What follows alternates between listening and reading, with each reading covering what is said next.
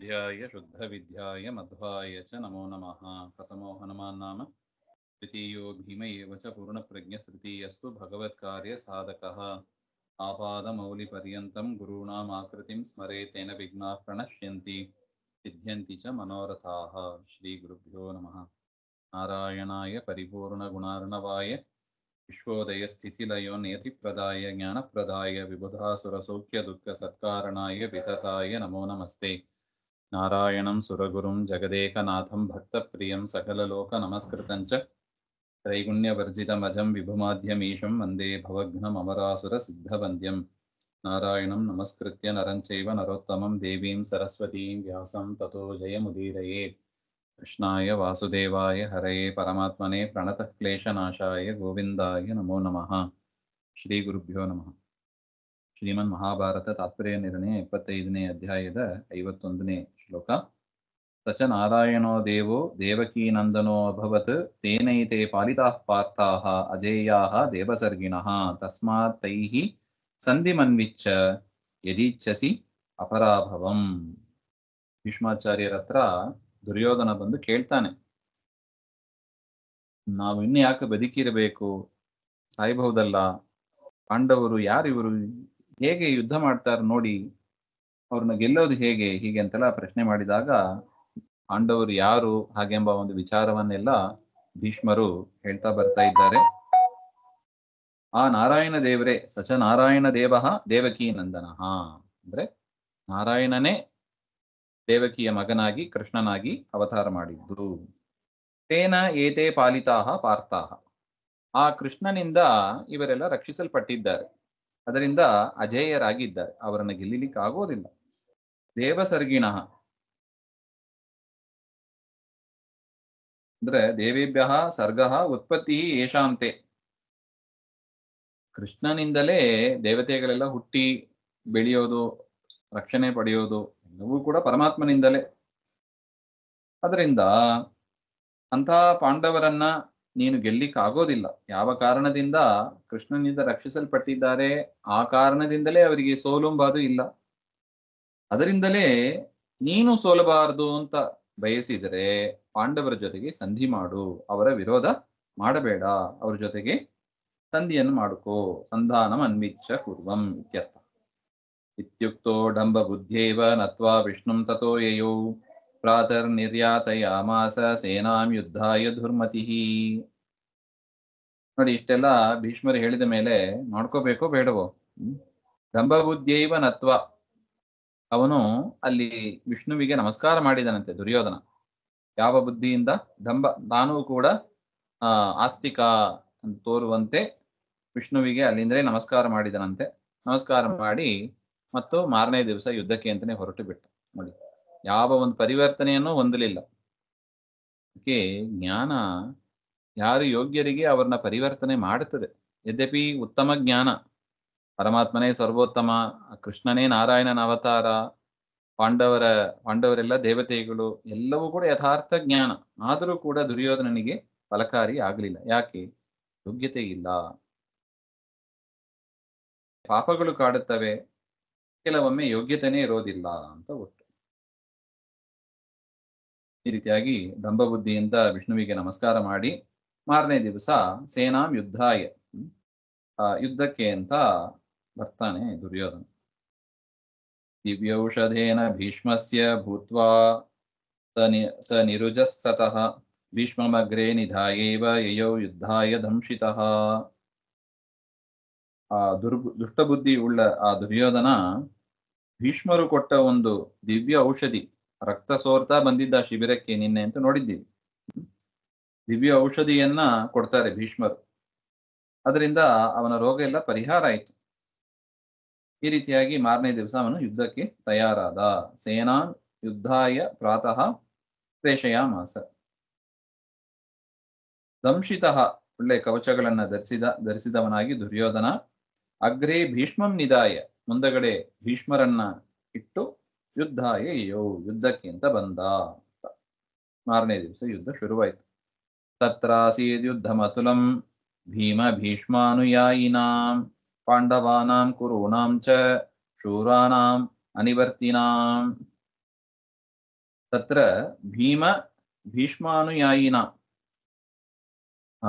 ಆ ದಿವಸ ಭೀಮಸೇನ ದೇವರಿಗೂ ಭೀಷ್ಮರು ಮತ್ತು ಅವರ ಅನುಯಾಯಿಗಳು ಯಾರ್ಯಾರು ಅವರನ್ನು ಅನುಸರಿಸಿ ಬಂದರೋ ಅವರ ಜೊತೆಗೆ ಯುದ್ಧ ಆಯ್ತು. ಒಂದು ಕಡೆ ಭೀಮ, ಒಂದು ಕಡೆ ಭೀಷ್ಮ ಮತ್ತು ಅವರ ಅನುಯಾಯಿಗಳು. ಯುದ್ಧಾತ್ ಪರಾವೃತ್ತಿ ರಹಿತಾನಾಂ ಶೂರಾಣಾಂ ಪಾಂಡವಾನಾಂ ಕುರೂಣಾಂ ಚ ಅತುಲಂ ಮಹದ್ ಯುದ್ಧಂ ಆಸೀತ್. ಆ ದಿವಸ ಯಾರು ಪರಾವೃತ್ತಿ ವಾಪಸ್ ಹೋಗ್ಲೇ ಇಲ್ಲವಂತೆ. ಯುದ್ಧಕ್ಕೆ ಅಂತ ಬಂದವರು ಅಲ್ಲೇ ಕೂತು ಬಿಟ್ಟಿದ್ದಾರೆ. ಹಾಗೆ ಯುದ್ಧ ಮಾಡ್ತಾ ಇದ್ದಾರೆ.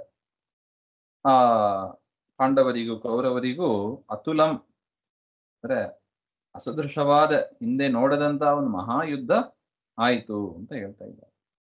ದೃಷ್ಟದ್ಯುಮ್ನಸ್ತತ್ರ ಭೀಮಾನುಯಾಯಿ ದುರ್ಯೋಧನಸ್ಯ ಅವರಜೈ ಪ್ರಯುಧ್ಯನ್ ಸಮ್ಮೋಹನಾಸ್ತ್ರೇನ ವಿಮೋಹಯಿತ್ವಾ ವಿಕರ್ಣ ಪೂರ್ವಾನ್ ಅಹನಚ್ಚ ಸೇನಾ. ಆ ದಿವಸದಲ್ಲಿ ದೃಷ್ಟದ್ಯುಮ್ನ ಅವನು ಪಾಂಡವರ ಸೇನಾಪತಿ, ಭೀಮನ ಅನುಯಾಯಿಯಾಗಿ ಇದ್ದು ದುರ್ಯೋಧನನ ಸಹೋದರ ಜೊತೆಗೆ ಯುದ್ಧವನ್ನು ಮಾಡ್ತಾ ಇದ್ದಾನೆ. ವಿಕರ್ಣ ಪೂರ್ವಾನ್, ವಿಕರ್ಣ ಮೊದಲಾದ ದುರ್ಯೋಧನ ಅನುಜರು, ಸಹೋದರರು, ಅವರನ್ನೆಲ್ಲ ಸಂಮೋಹನಾಸ್ತ್ರದಿಂದ ಅವರನ್ನೆಲ್ಲ ಮೋಹಗೊಳಿಸಿ ಅವರ ಸೈನ್ಯವನ್ನು ಸಂಹಾರ ಮಾಡಿದರು ದೃಷ್ಟದ್ಯುಮ್ನ. ಹಾಗೆ ಅಂತ ತಥೋ ದ್ರೋಣಸ್ತಾನ್ ಸಮುತ್ಥಾಪ್ಯ ಸರ್ವಾನ್ ವಿಜ್ಞಾನಾಸ್ತ್ರೇಣ ಅಸದತ್ ಪಾರ್ಶ್ವತಂ ಚ ತಂ ಭೀಮಸೇನ ಸೂತಹೀನಂ ವಿಹಾಯ ವ್ಯದ್ರಾವಯತ್ ಶತ್ರುಗಣಾನ್ ಶರೌಗೈಃ. ಈ ರೀತಿಯಾಗಿ ದೃಷ್ಟದ್ಯುಮ್ನ ಸಂಮೋಹನಾಸ್ತ್ರದಿಂದ ಎಲ್ಲರನ್ನೂ ಮೋಹಗೊಳಿಸಿದರೆ ದ್ರೋಣಾಚಾರ್ಯರು ತಾನ್ ಸಮುತ್ತಾಪ್ಯ, ಅವರು ವಿಜ್ಞಾನಾಸ್ತ್ರವನ್ನ ಪ್ರಯೋಗ ಮಾಡ್ತಾರೆ. ನೋಡಿ, ಪ್ರತಿ ಅಸ್ತ್ರ, ಸಂಮೋಹನಾಸ್ತ್ರಕ್ಕೆ ಪ್ರತಿಯಾದದ್ದು ವಿಜ್ಞಾನಾಸ್ತ್ರ. ಆ ವಿಜ್ಞಾನಾಸ್ತ್ರದಿಂದ ಎಲ್ಲರನ್ನು ಕೂಡ ದ್ರೋಣಾಚಾರ್ಯರು ಎಬ್ಬಿಸಿದರು, ಮೋಹ ಹೋಗುವಂತೆ ಮಾಡಿದರು. ವಿಕರ್ಣಾದಿಗಳನ್ನೆಲ್ಲ ಎಬ್ಬಿಸಿ ಪಾರ್ಶ್ವತಂ ದೃಷ್ಟದ್ಯುಮ್ನಂಚ ಆಸದ ಪ್ರಾಪ.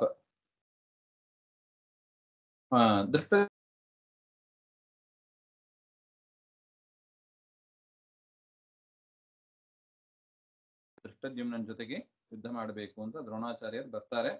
ತಂ ದ್ರೋಣಂ, ಆ ದ್ರೋಣಾಚಾರ್ಯರನ್ನು ಭೀಮಸೇನ ದೇವರು ಸೂತಹೀನಂ ವಿಧಾಯ, ಆ ದ್ರೋಣಾಚಾರ್ಯರ ರಥದ ಸಾರಥಿ ಇಲ್ಲದಂತೆ ಮಾಡಿ ಶತ್ರುಗಣಾನ್, ಶತ್ರುಗಳ ಗುಂಪನ್ನು ಶರೌಗೈಹಿ ವ್ಯದ್ರಾವಯತ್, ಬಾಣಗಳ ಸಮೂಹದಿಂದ ಓಡೋಗುವಂತೆ ಮಾಡಿದರು. ಭೀಮಸೇನ ದೇವರು ಕೌರವರ ಸೈನ್ಯ ವಾಪಸ್ ಹೋಗುವಂತೆ ಮಾಡಿದರು. ಅತಾಸದತ್ ಕೃತವರ್ಮ ರಥೇನ ದೃಷ್ಟದ್ಯುಮ್ನಂ ಸೋಭ್ಯಯ ತಾವುಭೌ ಚ ವವರ್ಷತು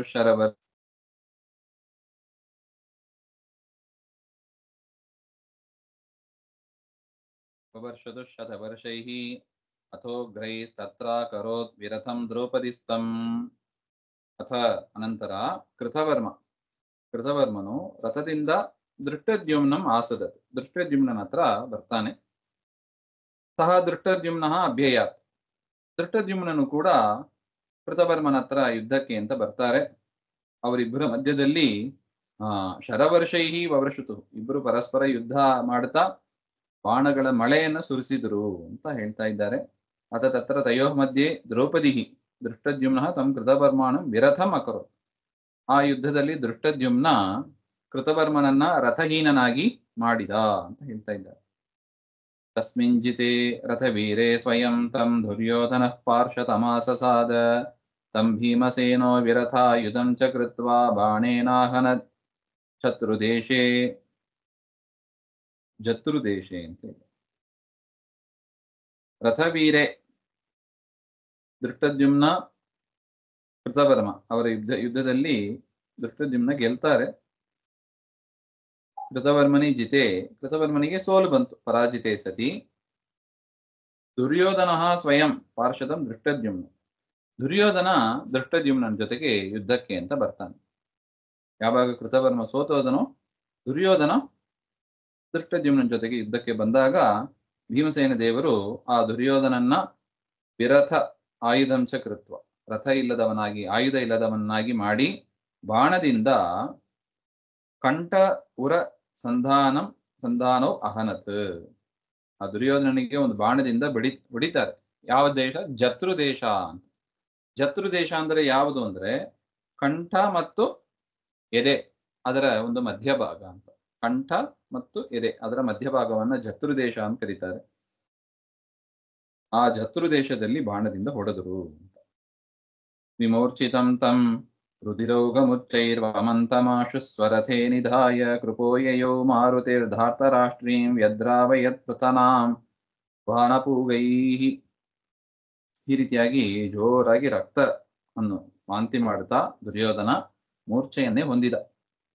ಆ ದುರ್ಯೋಧನನನ್ನು ಕೃಪಾಚಾರ್ಯರು ತಮ್ಮ ರಥದಲ್ಲಿ ಇಳಿಸಿ ಶಿಬಿರಕ್ಕೆ ಕರೆದುಕೊಂಡು ಹೋಗ್ತಾ ಇದ್ದಾರೆ. ತದನಂತರ ಮಾರುತಿ ಭೀಮಸೇನ ದೇವರು ಧಾರ್ತರಾಷ್ಟ್ರೀಂ ದುರ್ಯೋಧನನ ಸಂಬಂಧಿಗಳಾದ ಸೈನ್ಯವನ್ನು ಬಾಣಪೂಗೈಹಿ ಬಾಣಗಳ ಸಮೂಹದಿಂದ ಓಡಿಸಿದರು. ವ್ಯದ್ರಾವಯತ್ ಭೀಮಸೇನ ದೇವರು ಇಡೀ ಸೈನ್ಯವನ್ನ ಓಡಿಸಿದರು ಅಂತ. ಅಥೇಂದ್ರ ಸೂನು ಕೇಶವ ಪ್ರೇರಿತೇನ